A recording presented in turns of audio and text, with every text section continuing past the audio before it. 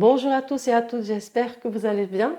On se retrouve aujourd'hui avec cette nouvelle vidéo et j'avais envie de vous parler des symboles, les symboles qui existent dans le Reiki, pourquoi leur existence dans notre pratique, leur utilisation, en allant un petit peu mieux comprendre dans leur origine, comment est né, comment ça a été, comment c'est arrivé dans la pratique de Reiki.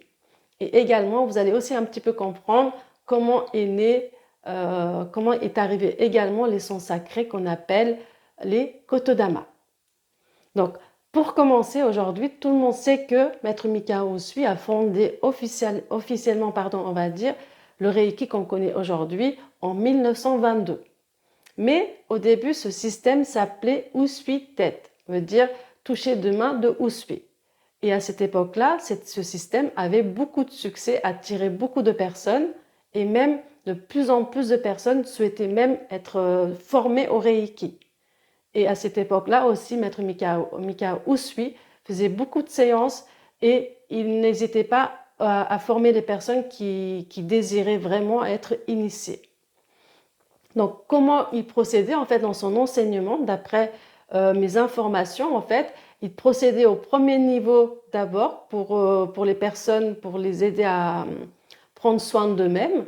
Et ce premier niveau, justement, correspond à notre premier degré de Reiki. Et seulement les personnes qui sont vraiment les plus volontaires, les personnes qui veulent aller plus loin dans leur pratique de Reiki, ils initiaient au deuxième degré de Reiki.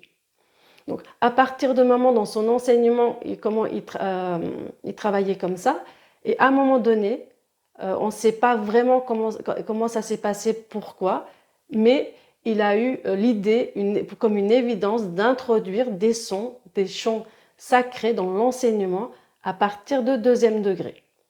Et ces sons sacrés, il initiait seulement les personnes les plus désireuses d'aller plus loin dans leur pratique de Reiki, et au deuxième niveau, il donnait dans les mains ces sons sacrés, il partageait les sons sacrés.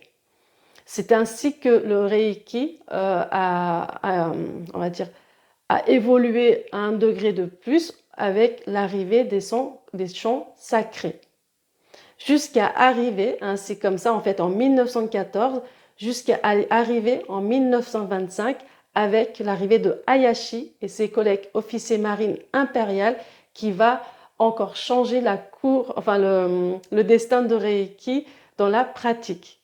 Donc lorsque Hayashi et ses collègues arrivent, ils adoptent tout de suite la pratique de Reiki. Ils adorent, ils sont initiés, ils pratiquent avec Maître Mikao Usui, mais arrivé au deuxième degré, lorsqu'il s'agissait de chanter et de travailler avec les sons sacrés, ils bloquaient carrément, ils refusaient de chanter. Pour eux, leur mental n'arrivait pas à prendre quelque chose qui n'existe pas avec les sons sacrés. Ils n'arrivaient pas à concevoir le taux vibratoire rien qu'avec des chants. Donc à partir de là, leur mental résistait, malgré que Maître Mikao Usui insistait sur leur importance, comment il approfondit encore plus des parts de nous-mêmes, encore plus profonds, mais il ne voulait rien savoir. Donc, qu'est-ce qu'il fait Maître Mikao Usui? Il décide de lui-même trouver une solution au problème. Donc, à partir de là, Maître Mikao Usui décide, en partant de son Kotodama, de choisir des mots japonais contenant des sons très proches de ces sons sacrés et en y ajoutant un dessin. Ainsi, par taux vibratoire, ainsi créer aujourd'hui les symboles que vous connaissez tels qu'ils sont aujourd'hui. Donc à partir du moment il y avait un support mental et les personnes, ils avaient quelque chose, un dessin, un nom, ils acceptaient volontiers, ils arrivaient à utiliser avec aisance pour pouvoir continuer dans leur travail de pratique de Reiki. Donc voilà comment est né les symboles, d'où vient tout simplement, c'est parce qu'on est tous humains, notre mental a besoin de voir, de toucher pour accepter, pour accueillir quelque chose. Et parfois, on a du mal, lorsqu'on n'arrive pas à visualiser, on a du mal à accepter, surtout le mental résiste. Et ces symboles-là, en résumé, a été créé vraiment dans ce sens-là, comme un support à activer l'énergie de Reiki pour les personnes qui ont besoin d'un dessin et d'un symbole et d'un nom pour l'appeler. Et je trouve que pour moi, comment je prends les symboles, c'est comme un point de focalisation. En fait, quand j'utilise les symboles, pour moi, c'est une façon de dire c'est fait, c'est acté, c'est ici maintenant. Donc, c'est purement pour activer cette énergie des sons sacrés en donnant un visage, une forme, pour faire accepter à notre mental l'énergie, l'activation de Reiki. Donc voilà l'histoire de symboles, comment ça a été créé, pourquoi ils sont là, et les sons sacrés, comment il est venu s'introduire dans notre pratique de Reiki.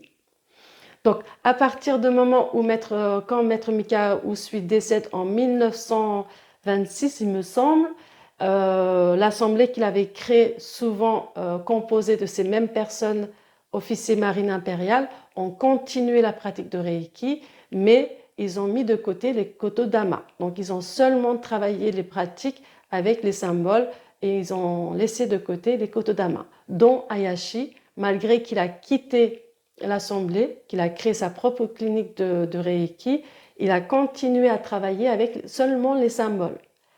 Et ça, jusqu'à arriver en 1936 à la rencontre de Madame Takata et Hayashi. Donc, quand Madame Takata demande à être initiée par Hayashi, il lui transmet son enseignement avec les symboles.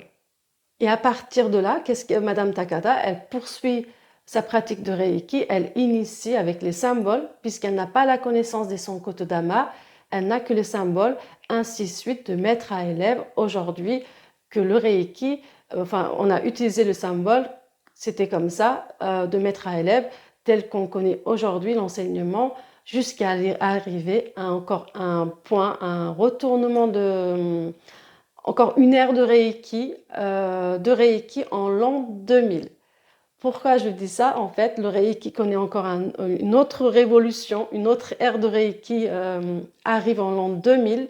Arrivé en l'an 2000 avec un certain Chris Marsh, un maître Reiki qui découvre au Japon, qui fait la rencontre d'une personne qui s'appelle Suzuki-san, qu'elle révèle qu'elle est une élève directement initiée de Maître Mikao Usui. Elle apporte aussi des informations que qu'elle connaît d'autres personnes qui sont initiées par Maître Mikao Usui, qui pratiquent régulièrement, qui se retrouvent, qui se réunissent. Et c'est elle qui apporte des informations, comment Maître Mikao Usui enseignait auparavant, comment l'époque de l'introduction des Kotodama et la création, la place des symboles, comment est venu s'introduire dans la pratique de Reiki. Et à partir de là, quand Chris Marsh apporte cette nouvelle en Occident, le monde de Reiki est bouleversé. Cette information tombe comme une ère de révolution, de changement dans le Reiki. Et certains maîtres Reiki prennent les sons Kotodama, ils réintroduisent dans leur pratique, d'autres doutent, d'autres le testent, etc. Et ainsi de suite, depuis l'an 2000, aujourd'hui, les Kotodama, dans l'ensemble, a pris toute sa place, autant que les symboles.